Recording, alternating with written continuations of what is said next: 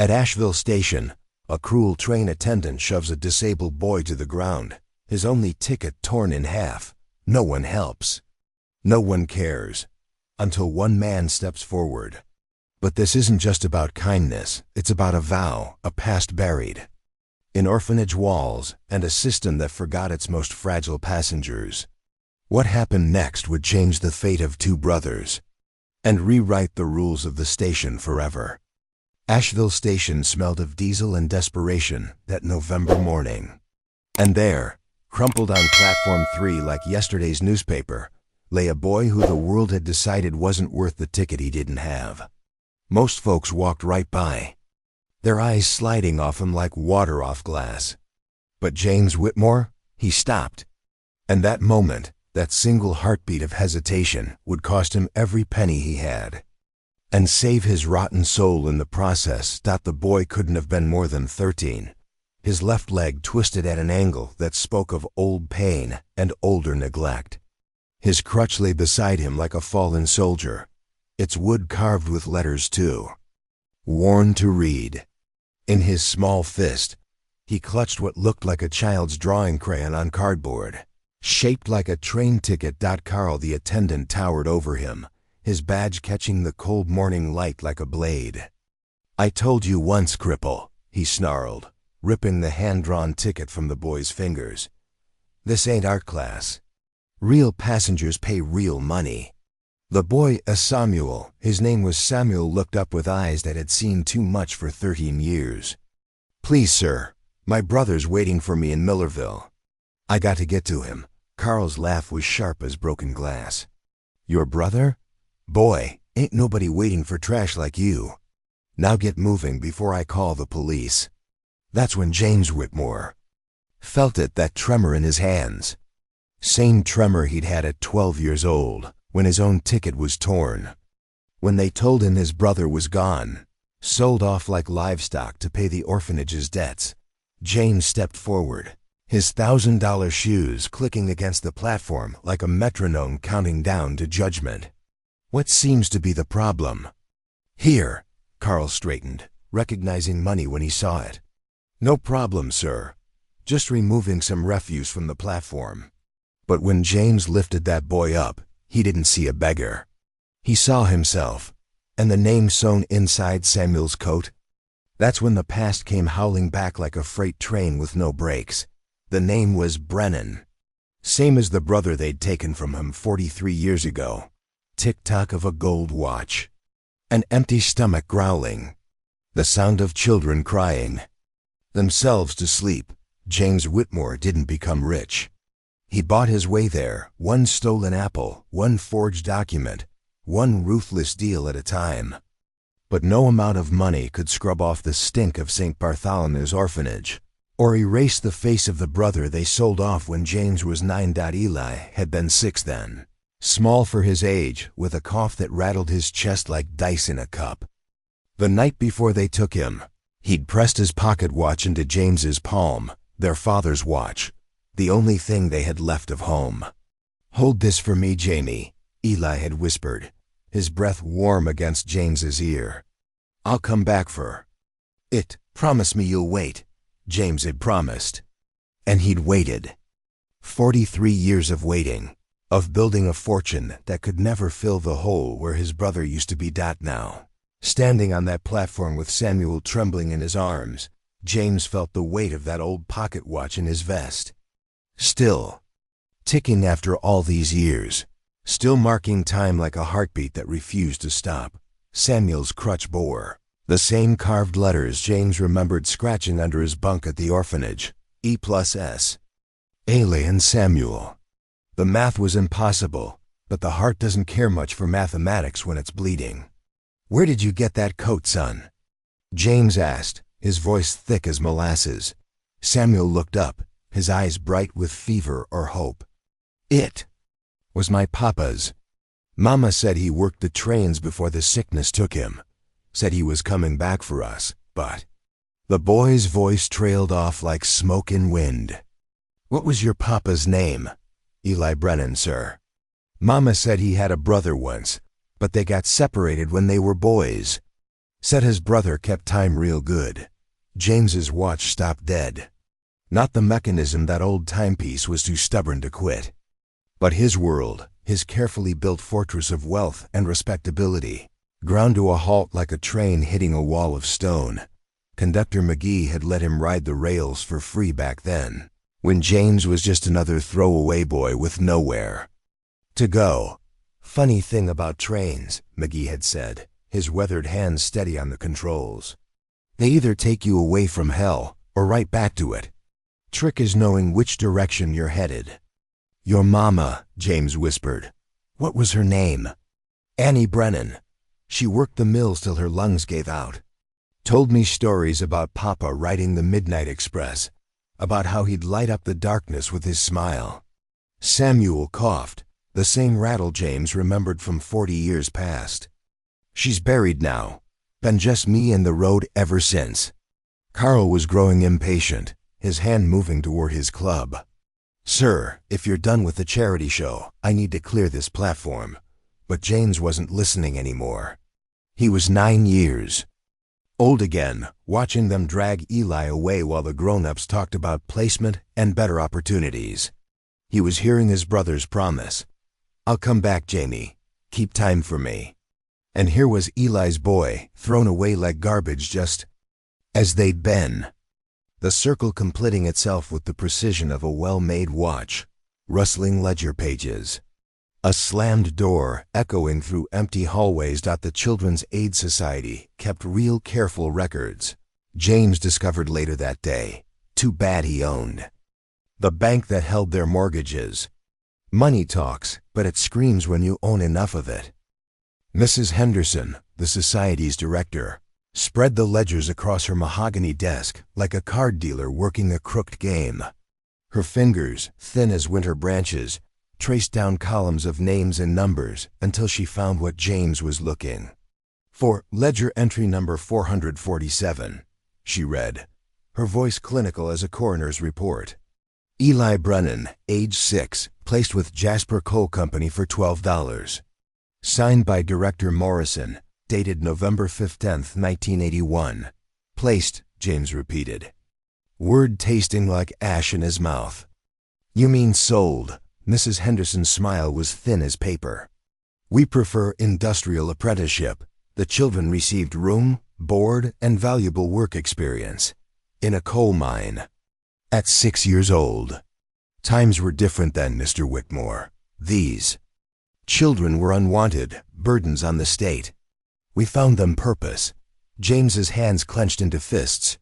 The same hands that had signed million-dollar deals now shook with rage older than his fortune. Where is Jasper Coal Company now? Closed. Down years ago. Mining accident in '89. Terrible business. Samuel, who had been sitting quietly in the corner, spoke up for the first time. That's not true, ma'am. All eyes turned to the boy, who struggled to his feet with the aid of his crutch. In the afternoon light streaming through the tall windows, he looked like a ghost of Christmas past, present, and future all rolled into one. My papa didn't die in no mine, Samuel said, his young voice carrying the weight of absolute truth.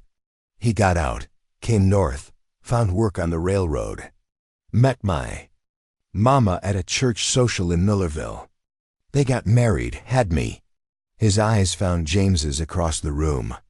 Papa used to tell me about his brother Jamie, how they got split up when they were boys. Saw that Jamie was gonna be somebody important someday, but he'd never forget where he came from. The ledger slipped from Mrs. Henderson's fingers, its pages fluttering like dying birds. James felt the room spin around him. 40 years of carefully constructed lies, crumbling like a house of cards in a hurricane. Samuel, he whispered, your father, where is he now? The boy's face crumpled like wet paper. He's been working the Northern Line these past 5 years, saving money to come get me. But there was an accident last month.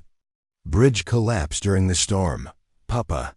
Samuel's voice broke like ice under too much weight. Papa's gone, sir. That's why I got to get to Millerville. He's buried there, and I promised Mama I'd put flowers on his grave.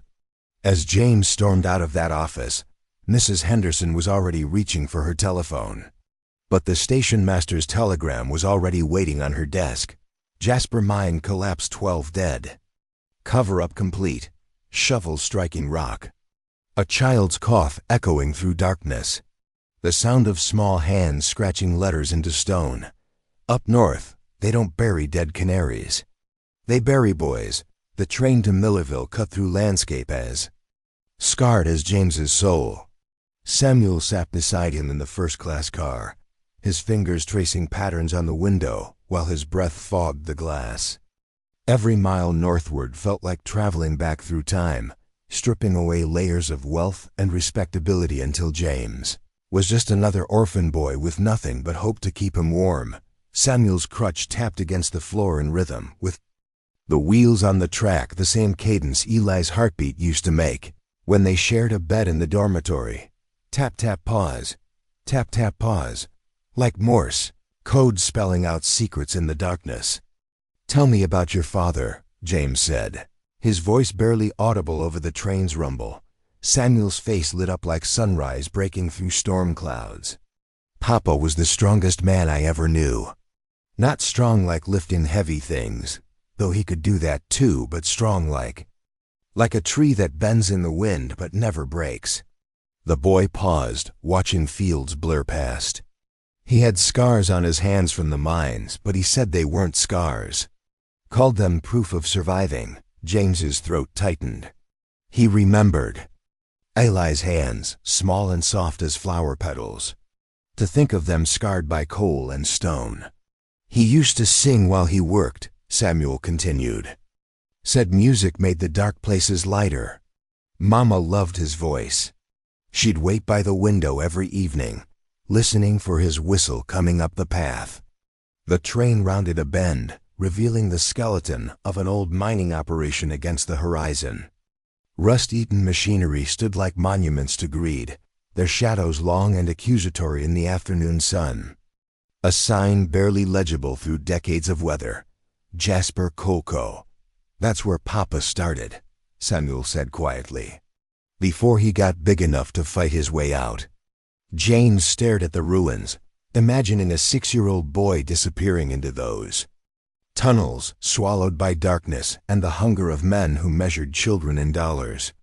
His brother, little Eli, with his rattling cough and gentle smile, transformed by necessity into someone strong enough to survive hell and build heaven on the other side. "He never stopped looking for you," Samuel said suddenly. James turned, surprised. "What?" "Papa. He never stopped looking for his brother Jamie. Went to libraries, wrote letters, hired investigators when he could afford it. Mama said it was his only regret, that he couldn't find you to tell you he was okay." The truth hit James like a physical blow.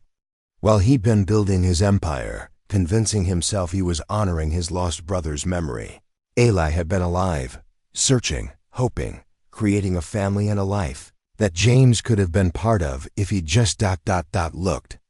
Did he ever find anything about me?" Samuel nodded slowly. "Few years back, he read about you in the newspaper. Some big business deal you made. Saw your picture and knew it was you right away. Said you had the same eyes, same stubborn chin. He was so proud, telling everyone his brother Jamie had made it big. Then why didn't he contact me?" The boy's expression grew sad, older than his years. "He tried.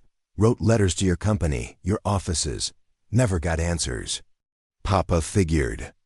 Well, he figured maybe you didn't want to remember the poor boy from St. Bartholomew's."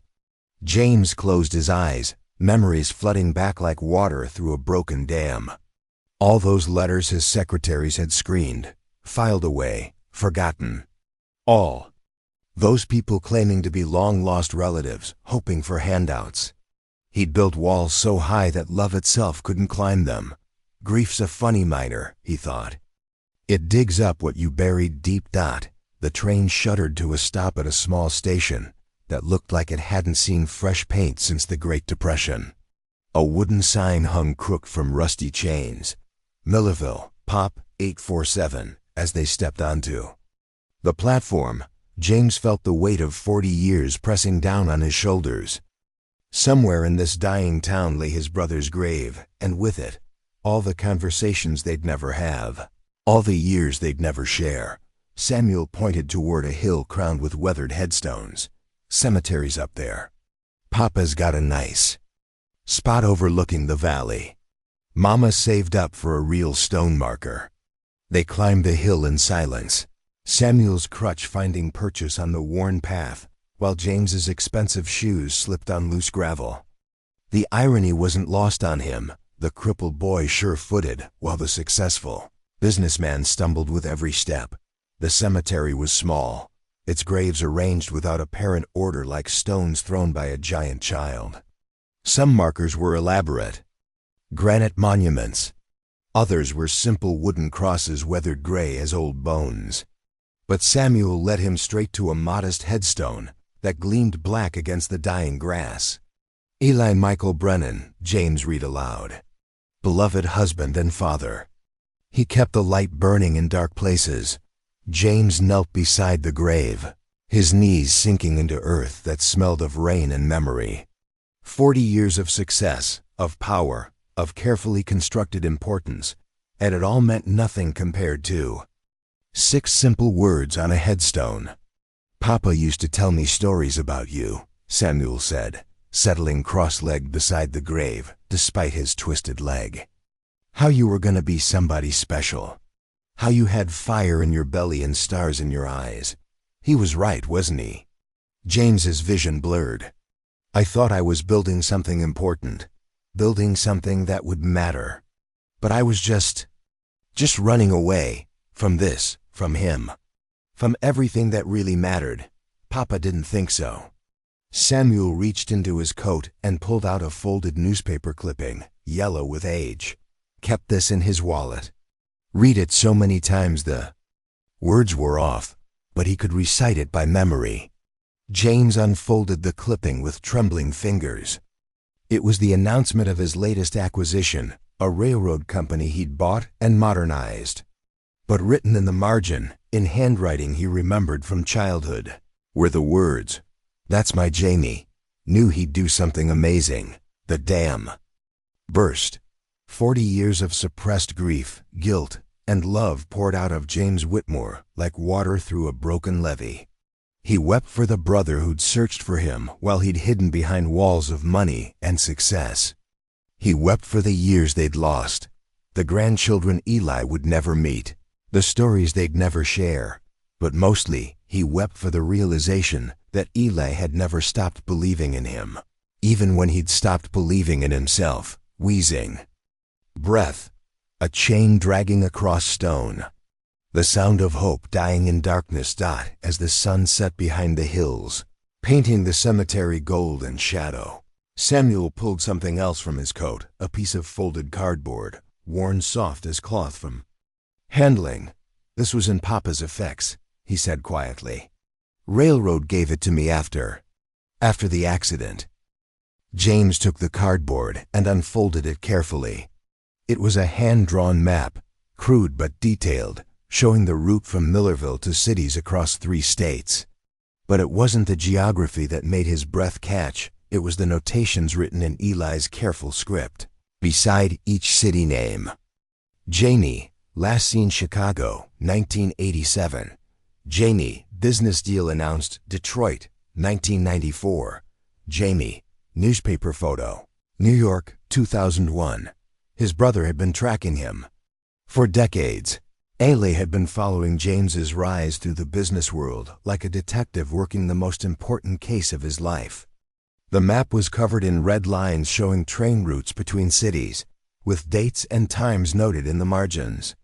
He was planning a trip, Samuel whispered. Saving up money to come find you in person. Saw it he was going to surprise you at your office. In New York, introduce himself to his successful brother. James stared at the map, understanding dawning like sunrise after the longest night of his life. The dates, the routes, the careful planning, it all painted a picture of a man who'd never given up hope, never stopped loving, never stopped believing that family was worth any sacrifice. When was this made? Last year. Papa was gonna make the trip this Christmas. Had his tickets bought and everything. Samuel's voice grew thick with tears. But then the bridge. James folded the map carefully, as if it were made of butterfly wings instead of cardboard. Samuel, I need to tell you something about your grandfather. About what really happened at Jasper Coal Company. Over the next hour, as stars emerged in the darkening sky, James told the boy everything. About the corruption, the child labor, the systematic abuse of orphans sold like cattle to industry. About how he'd spent 40 years building wealth, while his brother worked to survive the hell James had unknowingly helped finance through his early investments. The company that bought Jasper Coal, he admitted, his voice barely above a whisper. It was one of mine. I didn't know about the children, about what they were doing, but I profited from it. From their suffering. From your father's suffering. Samuel was quiet for a long moment, his fingers tracing patterns in the grass. When he finally spoke, his voice carried a wisdom far beyond his years. Papa used to say that sins ain't inherited. Mr. Whitmore said every man's got to make his own choices about who he wants to be. The boy looked up, his eyes bright as stars in the growing darkness. What matters ain't what happened back then. What matters is what you do now, gavel crack. A sob echoing through a courtroom filled with ghosts. Courtroom number 12 smelled of lemon polish and 40 years of buried truth. James sat at the plaintiff's table with Samuel beside him, their hands clasped together like anchor and chain. Across the aisle, Carl the station attendant fidgeted in his seat while his lawyer whispered reassurances that sounded hollow as empty promises. But this wasn't really about Carl, though his cruelty had been the spark that lit the fuse. This was about a system that ground up children like grain and called it progress. This was about men who'd built empires on the bones of the forgotten and convinced themselves they were. Benefactors thought this was about James Whitmore finally facing the ghosts of his own success. District Attorney Morrison, no relation to the orphanage. Director, though the name made James's skin crawl, stood before the jury like an avenging angel in a cheap suit. Her opening statement cut through the courtroom's stale air with surgical precision. Ladies and gentlemen of the jury, this case isn't just about one disabled boy being thrown off a train platform. It's about a conspiracy of indifference that's lasted 40 years. It's about powerful men who got rich by treating children like commodity stock, and the culture that allowed them to do it with impunity. She gestured toward a wall of evidence, photographs, documents, testimonies from survivors who'd finally found the courage to speak. You'll hear testimony about the Jasper Coal Company, which purchased child laborers from St. Bartholomew's orphanage at $12 per head. You'll learn about the railroad companies that transported these children like cargo, no questions asked. And you'll discover how a web of complicity allowed this horror to continue unchallenged for decades. Carl's lawyer, a thin man with nervous eyes, objected to the scope of the prosecution.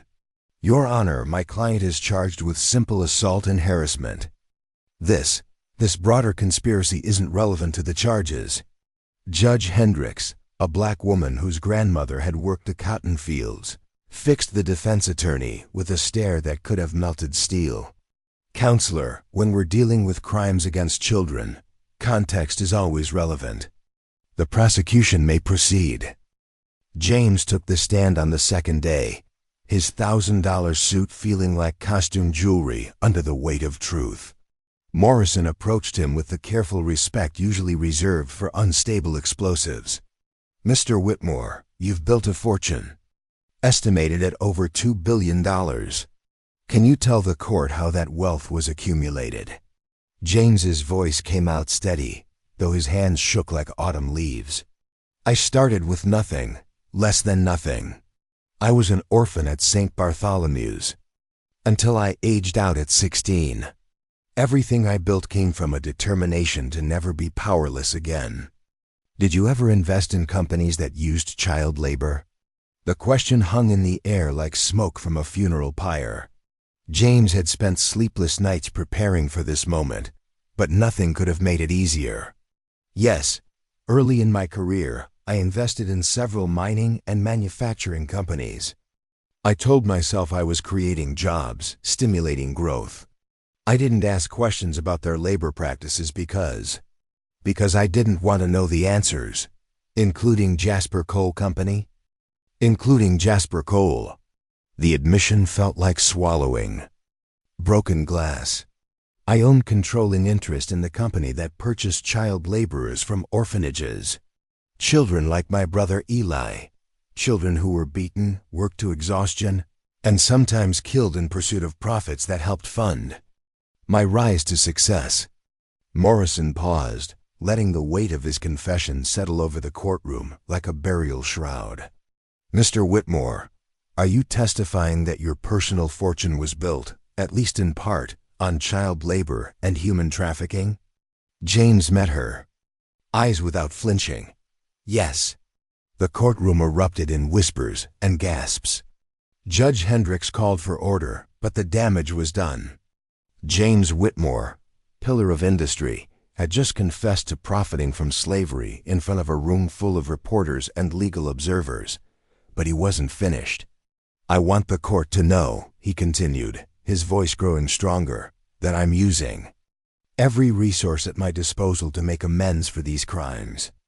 I've established a fund to provide support for survivors of child labor exploitation. I've retained investigators to track down other victims and ensure they receive compensation. And I'm liquidating significant portions of my holdings to fund educational and social programs for disadvantaged youth. Morrison nodded approvingly. Thank you, Mr. Whitmore. No further questions. The defense's cross-examination was brief and half-hearted. What could they say? Their client had thrown a disabled child off a train platform, and that child turned out to be connected to a conspiracy of institutional child abuse that stretched back decades. Carl was small fish in an ocean of corruption, and everyone in the courtroom knew it, but the real drama came when Samuel took the stand. The boy struggled to the witness box with dignity that belied his 13 years. His crutch tapping against the floor like a heartbeat. When Morrison asked him to describe what happened at the station, his answer was simple and devastating. The man tore up my ticket and called me garbage. Said nobody was waiting for me anywhere, but he was wrong. Samuel's eyes found James in the gallery. Somebody was waiting. Somebody had been waiting for 40 years. Samuel, do you understand what's happened here? The connection between your father and Mr. Whitmore? Yes, ma'am. Papa always said family was like a river. Sometimes it goes underground, but it never really disappears. It just keeps flowing until it finds its way back to the surface. Morrison smiled. What do you think your father would say about all this? Samuel considered the question seriously, his face thoughtful as an old man's. Papa would say that hurt people, but healed people heal people. He'd say Mr. James has been carrying around a hurt for 40 years, and now maybe it's time to let it go. The defense attorney's cross-examination was a disaster. He tried to paint Samuel as a coached witness, a prop in James's elaborate public relations scheme. But the boy's natural dignity and obvious honesty made the lawyer look like a bully picking on a wounded child. When Samuel was asked if he expected any financial benefit from his testimony, his answer silenced the courtroom. Papa used to say that the richest man in the graveyard is still just bones and dust. What I want ain't money. What I want is for other kids not to get thrown away like I almost was. What I want is for Papa's death to mean something. Carl was convicted on all charges. But more importantly, the trial opened floodgates of investigation into historical child labor practices. Companies that had profited from the systematic abuse of orphans faced lawsuits, criminal charges, and public disgrace. The story dominated headlines for months, transforming public understanding of how American industry had been built on the backs of the most vulnerable. James Whitmore became the face of accountability and redemption. His decision to testify against his own financial interests, to liquidate vast portions of his wealth for victim compensation, made him a folk hero to some and a traitor to his class to others. He didn't care about either characterization. He only cared about keeping the promise he'd made to his 6-year-old boy 40 years too late. Train whistle calling across distance and time. Children's laughter echoing through halls once filled with tears. They say you can't outrun the past. But James Whitmore bought it a first-class ticket to a better future. The little passenger fund opened its doors on a crisp October morning. Exactly 1 year after Samuel had been thrown off that train platform. The building, a converted train station that James had purchased and restored, gleamed with fresh paint and possibility. Above the entrance, carved in marble that would last centuries, were the words, "No child travels alone." James stood in the main hall, watching as the first group of children explored their new temporary home. These were kids from the foster system, runaways, aged-out orphans, all the throwaways that society pretended not to see. Here, they would find safe beds, hot meals, educational programs, and most importantly, people who believed they mattered. Samuel moved among them with the easy grace of someone who understood their struggles. His twisted leg hadn't healed, but somehow it seemed less like a disability and more like a badge of honor, proof that surviving didn't require being perfect, just persistent. "Papa would have loved this," Samuel said, joining James by the tall windows that overlooked the restored train platform outside. Through the glass, they watched as Eli Brennan, the boy had legally taken his grandfather's name as his middle name, helped. A young girl with cerebral palsy boarded the train that would take her to a specialized school in Boston. Ailey was 24 now, a conductor on the very railroad line where his father had worked. He'd taken the job not for the money, but for the symbolism, keeping the family tradition alive, making sure no child would ever be turned away from a train again. The platform bustled with activity. Social workers, teachers, counselors, and volunteers created a network of support that stretched across state lines. Every train that stopped at Millerville Station carried free passes for children in need. Every ticket was honored, no questions asked. Every passenger was treated with dignity, regardless of their ability to pay. "You know," James said, watching Eli help another child onto the train, "I spent 40 years trying to build something permanent, something that would outlast me. But I was building monuments to my own fear." "What do you mean?" James smiled, his weathered face creasing like old leather. "I was trying to build walls high enough to keep the past out. Turns out what I needed was to build bridges strong enough to let the future in." A young boy, no older than Samuel had been when they first met, approached them with a hand-drawn picture. It showed a train filled with smiling children, with "Thank you" written in crayon across the bottom. "This is for you, Mr. James," the boy said shyly. "My caseworker says you're the reason I get to go to my new family." James knelt to the child's level, accepting the drawing with the reverence usually reserved for priceless art. "What's your name, son?" "Timothy, sir." "Timothy Morrison." James's breath caught. Morrison, the same surname as the orphanage director who'd sold children to the mines, but this Morrison was different.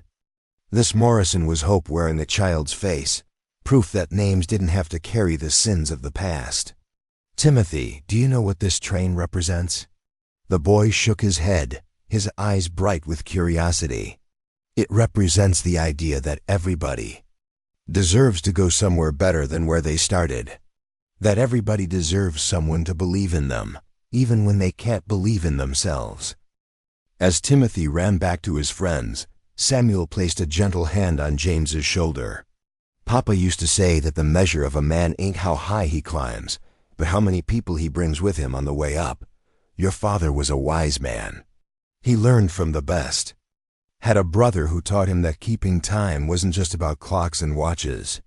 It was about being there when people needed you most." James pulled the old pocket watch from his vest. Eli's watch, the one constant companion of his 40-year journey.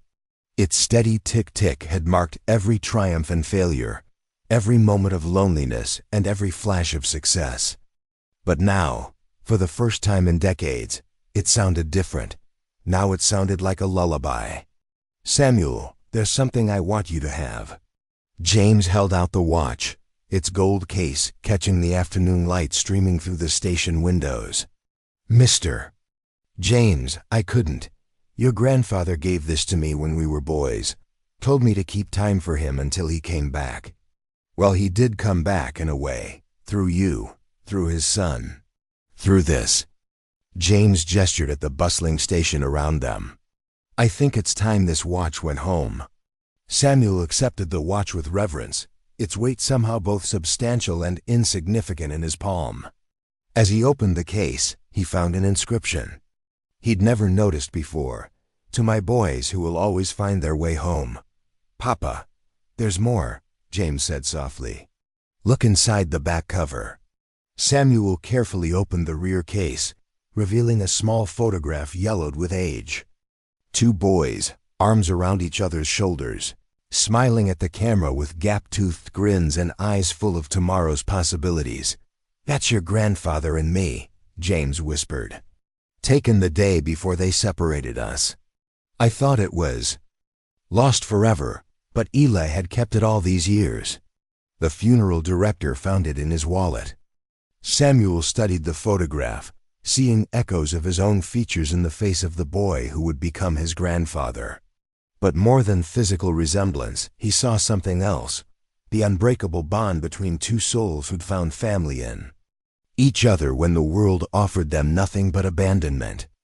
"They look happy," Samuel observed. "We were. For a little while, we were the richest boys in the world. We had each other." As evening settled over Millerville Station, the last train of the day prepared to depart. Its whistle echoed across the valley, not the harsh shriek of industrial necessity, but something gentler, like a mother calling her children home for dinner. James and Samuel stood on the platform, watching the lights of the train disappear into the distance. Somewhere in those cars, children were traveling toward futures they'd never dared imagine. Some were heading to loving foster families, others to specialized schools or treatment centers. A few were simply going home back to relatives who'd finally gotten their lives together enough to provide stable homes. All of them carried free tickets, hand-drawn or official, it didn't matter. All of them were somebody's brother, somebody's sister, somebody's child who deserved better than the cards life had dealt them. "You know what Papa's favorite Bible verse was?" Samuel asked, breaking the comfortable silence. James shook his head. "And a little child shall lead them." He used to say that children see truth cleaner than grown-ups, because they haven't learned to lie to themselves yet. Said that's why Jesus loved them so much. They still believed in miracles. "Do you believe in miracles, Samuel?" The young man smiled, his face peaceful as Sunday morning. "Mr. James, a year ago I was a homeless crippled boy who got thrown off a train platform for having a fake ticket. Today I'm standing in a train station that you built to make sure no other kid ever has to go through what I did. If that ain't a miracle, I don't know what is." As they turned to head back inside, Samuel paused, his hand resting on the gleaming brass plaque beside the entrance. The plaque bore a simple inscription, in memory of Eli Brennan and all the children who traveled alone. May their journey finally lead them home. "Papa would have loved this," Samuel said for the second time that day. "I know he would have. Because this isn't really about me or my money or my guilt.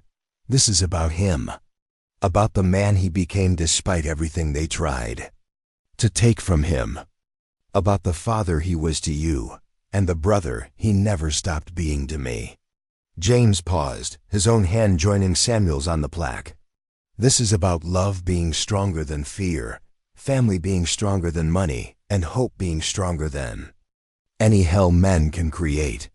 Above them, the station clock chimed 9 o'clock, the same time that train had pulled away from Asheville Station a year ago, carrying Carl's cruelty and Samuel's tears into the night. But now, at this exact moment, in this exact place, The sound marked not an ending, but a beginning. The beginning of a story where thrown-away children found homes, where broken families were mended, where the past sins became the foundation for tomorrow's redemption. And somewhere in the distance, carried on the night wind like whispered prayers, came the sound of train whistles calling across the darkness, calling children home, calling families together, calling all the lost and lonely to believe that their tickets, real or imagined, were always valid for the journey toward love. The old man's voice grows quiet now, soft as morning dew on cemetery grass. When he speaks, again, it carries the weight of absolute truth, earned through tears and tested by time. So next time you see someone fall, ask yourself, whose brother might they be? Whose sister? Whose child who just needs someone to believe their hand-drawn ticket is worth the journey? Because rich ain't what you got. Rich is what you give back when you remember being empty. Rich is the sound of children laughing in places where they used to cry. Rich is knowing that love, like trains, always finds its way home. The pocket watch ticks steadily, marking time not for the dead, but for the living. Somewhere, a train whistle calls across the distance, and a child who thought they were traveling alone discovers they never were. The story ends. But the journey never does. Years pass like pages in a well-worn book, each one adding weight to the tale. The old man's voice grows softer now, but no less certain. 5 years later, James Whitmore sat in a different courtroom, not as a defendant this time, but as a witness to progress. The Federal Child Protection Act, born from the public outcry following Samuel's trial, was being challenged by corporate interests who claimed it would destroy American competitiveness. Samuel, now 18 and a freshman at Harvard Law School on a full scholarship, testified alongside him. The boy who'd once clutched a crayon-drawn ticket now spoke with the measured authority of someone who'd transformed pain into purpose. Senators, Samuel addressed the hearing committee, his voice clear as chapel bells on Sunday morning. I stand before you not as a victim, but as proof that America's greatest resource has never been coal or steel or oil.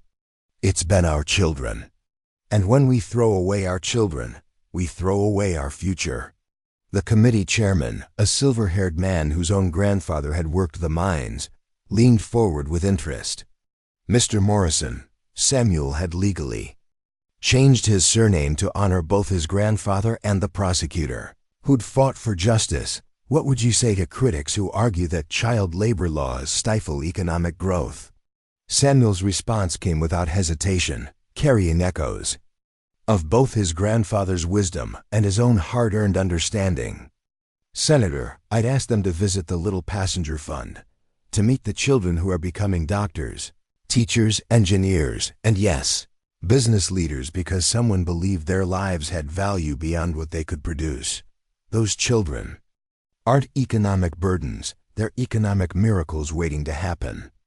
James watched from the gallery, his heart swelling with pride that had nothing to do with money or power and everything to do with love.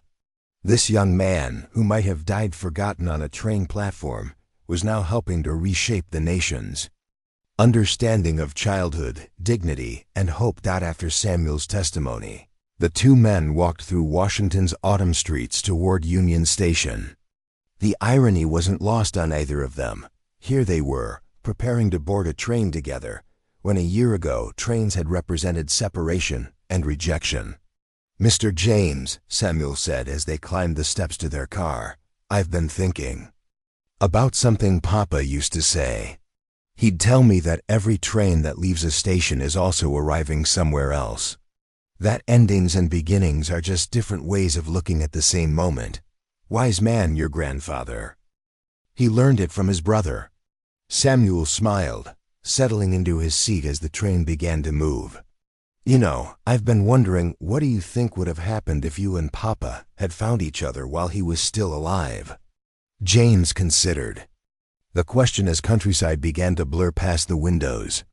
It was a thought that had haunted him for years, all the conversations they'd never had, all the grandchildren Eli would never meet, all the Sunday dinners and Christmas mornings lost to time and circumstance. I think, he said finally, we would have talked about trains. About how they carry more than just passengers. They carry dreams, hopes, second chances. I think your grandfather understood that in a way I'm only now learning. The train pulled into Millerville Station just as the sun was setting, painting the platform gold and rose. The little passenger fun building glowed like a beacon against the approaching darkness, its windows warm with light and life. As they stepped onto the platform, James noticed a small crowd gathered around the station's memorial plaque, a group of teenagers, all wearing matching t-shirts that read Eli's Express, the scholarship program Samuel had started for foster children pursuing higher education. Every month, Samuel explained, seeing James's curious expression, scholarship recipients come here to read Papa's story to younger kids in the program. They call it keeping the story alive. Want to know the amazing part? Half of them are kids who were helped by the fund when they were younger. Now they're in college or trade school or the military, all because someone believed a hand-drawn ticket was worth honoring. One of the teenagers, a young woman with cerebral palsy who moved with the aid of braces, approached them with a shy smile. Mr. James, Mr. Samuel, I'm Maria Rodriguez. I wanted to thank you. For what, dear? James asked gently. 3 years ago, I was living in my car with my little brother. Social services was going to split us up, send him to a group home, because they said I couldn't take care of him properly. But the fund helped us stay together. Paid for an apartment, helped me finish high school, gave me a job in their office. Maria's eyes shone with tears of gratitude rather than sorrow. Last month, I graduated from nursing school. Next week, I start work at Children's Hospital. And my brother? He's a sophomore at Millerville High, honor roll every semester. James felt that familiar tightness in his chest, the same feeling he'd had when he first lifted Samuel off that platform years ago. Maria, you don't owe us any thanks. You did the hard work. But someone believed in us when nobody else would. Someone saw past what we looked like, what we couldn't do, and saw what we might become. That changes everything. As Maria rejoined her group, James turned to Samuel with wonder in his voice. Do you realize what we've done? Not just for her, but for thousands like her? Samuel nodded, but his expression was thoughtful. Papa used to say that the best kind of miracle is the kind that teaches people they can make miracles themselves. Look around, Mr. James. This isn't your miracle or mine. It's theirs. We just gave them the ticket. They chose to take the journey. The evening air carried the sound of laughter from the fund-building children playing in the recreation room. Teenagers studying for exams, young adults planning their futures. It was the sound James had dreamed of during all those lonely nights in his mansion, though he hadn't known it at the time. Samuel, he said quietly, there's something I need to tell you, something I've been thinking about for months. What is it? James pulled an envelope from his coat pocket, thick, official-looking, sealed with the logo of his law firm. I've been revising my will. When I die, everything goes to the fund. Every company, every property, every investment. All of it. Samuel's eyes widened. Mr. James, that's billions of dollars. Money I never would have made if your grandfather hadn't been stolen from me all those years ago. Money built on a foundation of other people's pain. James's voice grew stronger, more certain with each word. I want it to become something different. Something that builds rather than destroys. Something that brings families together instead of tearing them apart. But your own family, don't you want to leave something for them? James smiled sadly. What family, son? I spent 40 years so focused on building walls that I forgot to build relationships. I have no wife, no children, no one who'll mourn me when I'm gone except the people whose lives we've touched through this work. He paused, looking directly at Samuel. Unless unless you'd consider letting an old man think of you as the grandson. He never had. The question hung in the air between them like morning mist, fragile and precious. Samuel's face showed a dozen emotions at once: surprise, joy, uncertainty, and something deeper. Something that looked like the love a child feels for the father who never leaves. "Mr. James," Samuel said softly, "Papa always told me that family isn't just about blood. It's about choosing to love someone every day, even when it's hard. Even when they're difficult or stubborn or too proud to ask for help." His smile was radiant as sunrise. "I'd be honored to be your grandson, but only if you promise to stick around long enough to meet your great-grandchildren someday." James laughed, a sound he hadn't made in decades, rusty from disuse, but genuine as morning prayers. "Deal, but I have one condition." "What's that?" "When you have children of your own, you tell them about their great-grandfather Eli, about a man who survived hell and still believed in heaven, about someone who never stopped looking for love, even when love seemed lost forever." "Every night," Samuel promised. "I'll tell them every night." As they walked toward the fund building, James noticed something new addition to the memorial. Plaque he hadn't seen before. Below Eli's name and dates, someone had carved a simple message in elegant script. "Every ending is a beginning wearing work clothes." "Who added that?" James asked. Samuel grinned. "Maria Rodriguez. She's been taking stone carving classes. Solid Papa's story taught her that even the hardest materials can be shaped into something beautiful if you're patient enough to do the work." Inside the building, the evening was winding down. Younger children were being tucked into bed by house parents, men and women who'd been trained not just to provide care, but to create the kind of love that heals old wounds and prevents new ones. Older kids gathered in study groups, helping each other with homework and college applications. In the main hall, a bulletin board displayed dozens of photographs: fun children at graduations, weddings, job sites, military ceremonies. Each picture told a story of potential realized, of dreams given room to grow. James paused before one particular photo: a young man in a Navy uniform, standing proudly beside an aircraft carrier. The caption read, "Tommy Chen, former little passenger, now serving aboard the USS Roosevelt. Thanks for believing I could fly, even when I couldn't walk straight." "Tommy was one of our first residents," Samuel explained. "Severe learning disabilities. Couldn't read when he came to us at 14. Everyone said he'd never amount to anything. Look at him now: aviation mechanic, decorated sailor, engaged to be married to a wonderful girl he met at church." What made the difference? Same thing that made the difference for all of them. Someone saw past what was broken to what was possible. Someone believed their ticket was valid for whatever journey they wanted to take.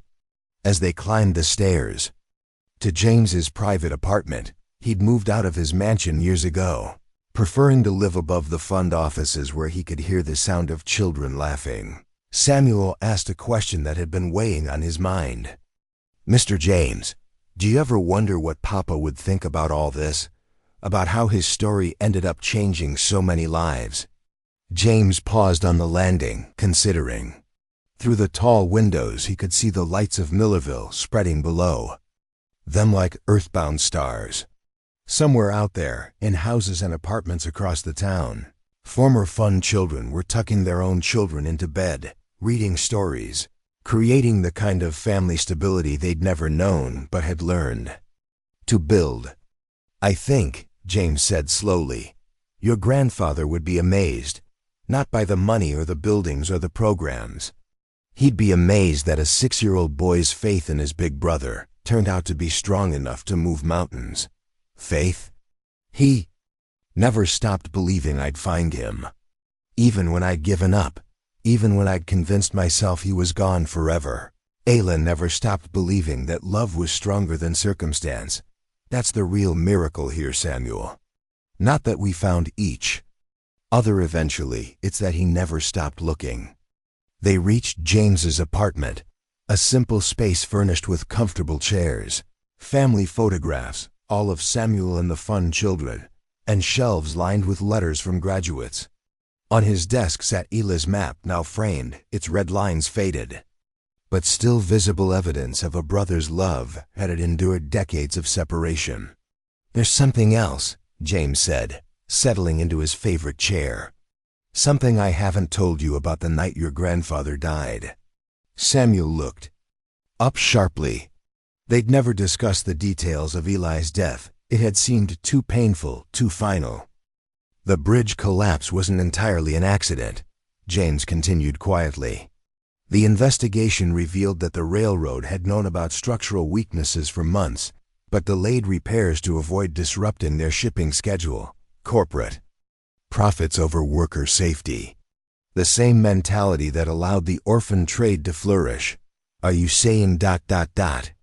I'm saying your grandfather died the same way he'd live, a victim of a system that valued money more than human life. But here's what I want you to understand, Samuel. His death wasn't meaningless. It became the catalyst for everything we've built here. Every child we've saved, every family we've kept together, every dream we've made possible. It all traces back to that moment, when I realized that some losses are too important to be in vain." Samuel was quiet for a long moment, processing this revelation. When he finally spoke, his voice carried a new gravity. "So in a way, Papa's still saving children. Even after he's gone. Especially after he's gone.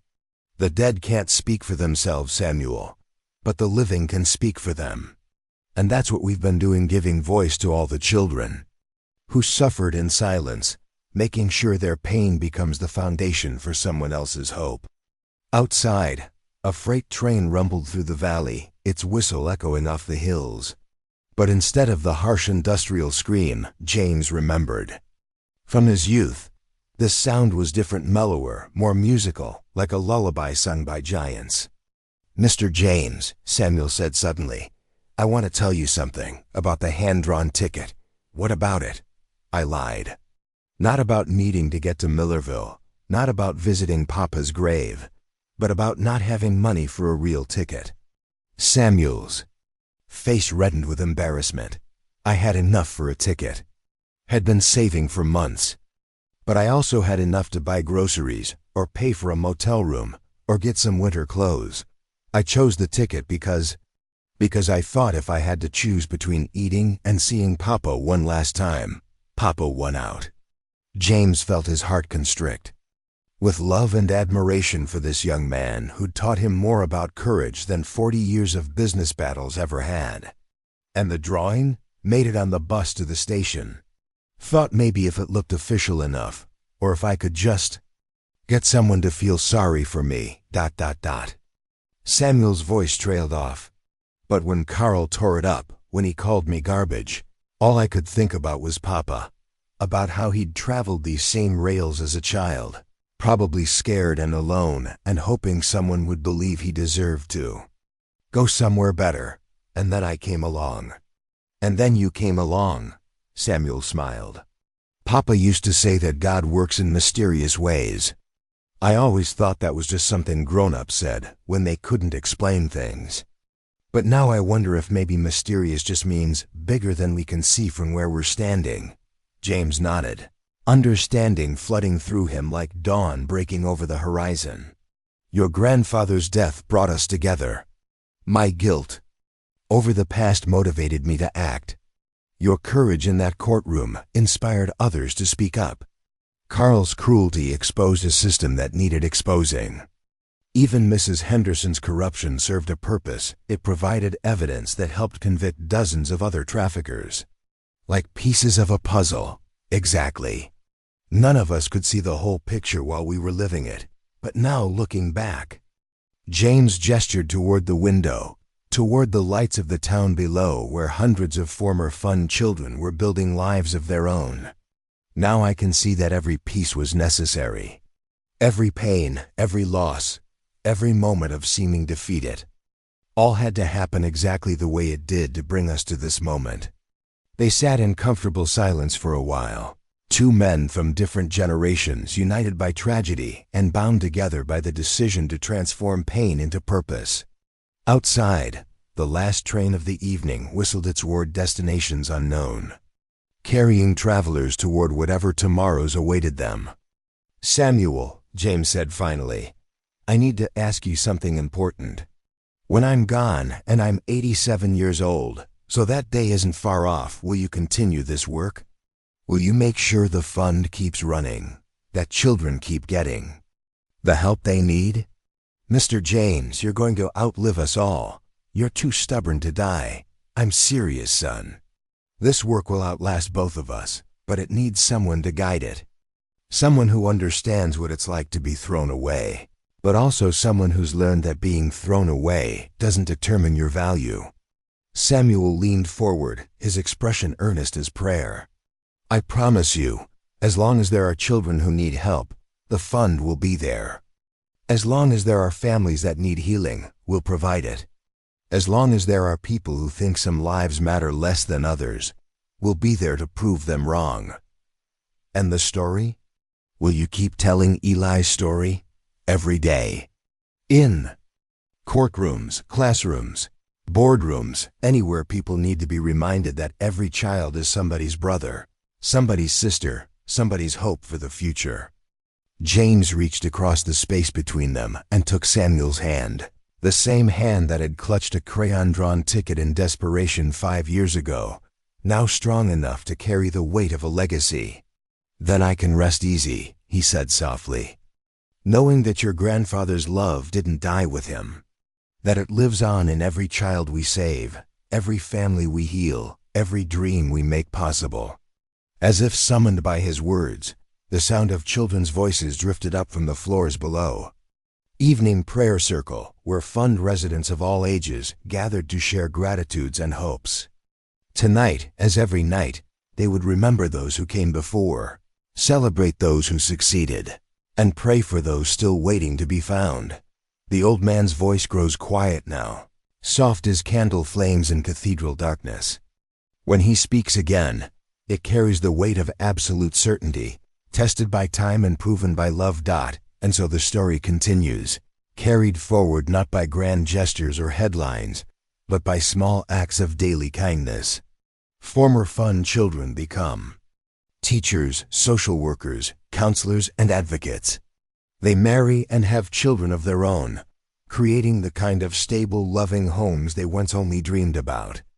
They vote for politicians who prioritize child welfare. They donate time and money to organizations that help the vulnerable. They interrupt when they see injustice and intervene when they witness cruelty. Most importantly, they remember. They remember what it felt like to be unwanted, and they use that memory to recognize the unwanted children around them. They remember what it felt like to have someone believe in them, and they offer that same belief to the next generation of throwaway kids who think their hand-drawn tickets aren't good enough for the journey they want to take. The Little Passenger Fund still operates today, though it's grown far beyond what James Whitmore ever imagined. There are now satellite locations in 12 states, scholarship programs in 30 universities, and advocacy offices in Washington, D.C. The original building in Millerville has been designated a National Historic Site. Its memorial plaque now, surrounded by dozens of others honoring children who found hope where once there had been only despair. Samuel Morrison.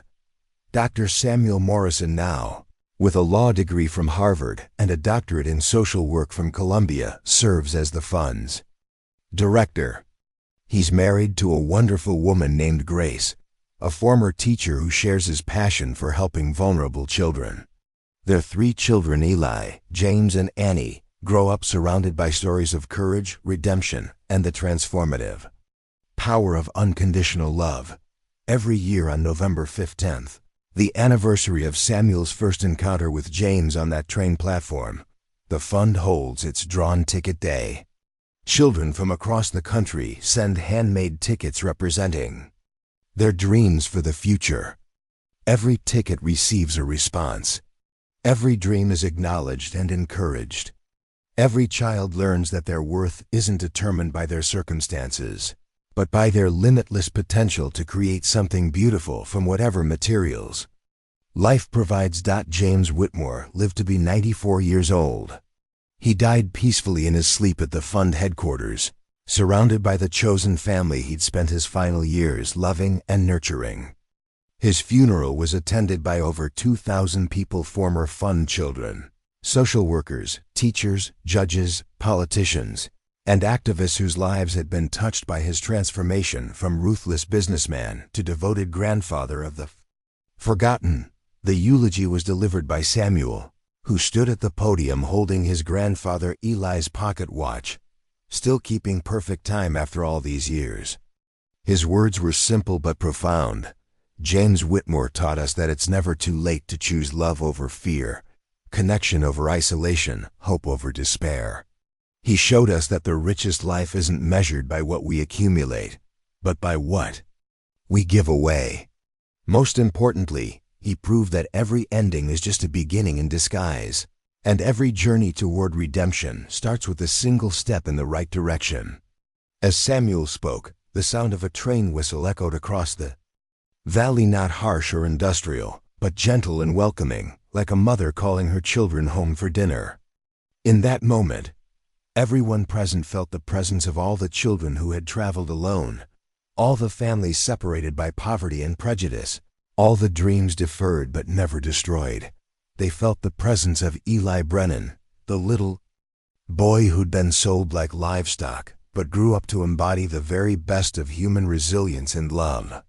They felt the presence of James Whitmore, the orphan who became a millionaire and discovered that true wealth had nothing to do with money and everything to do with the courage to care.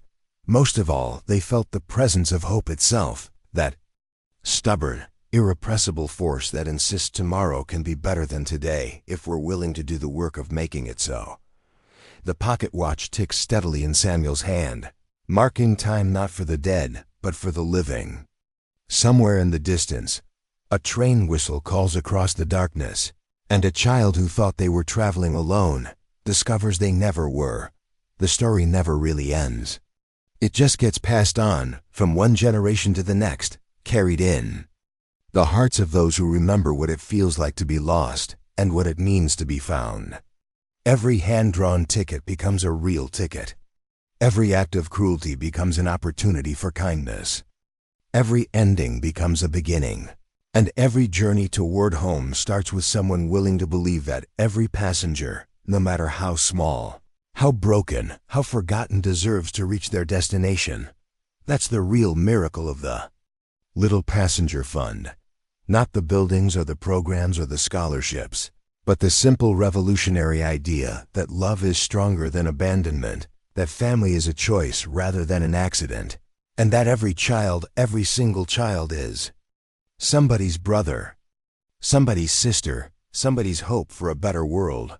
And the trains keep running, carrying new passengers toward destinations they never dared to dream, while the ghosts of the past ride alongside them, not as burdens, but as blessings, whispering the same eternal promise into every frightened child's ear: you are not alone. You have never been alone. And someone is waiting for you at the end of the line.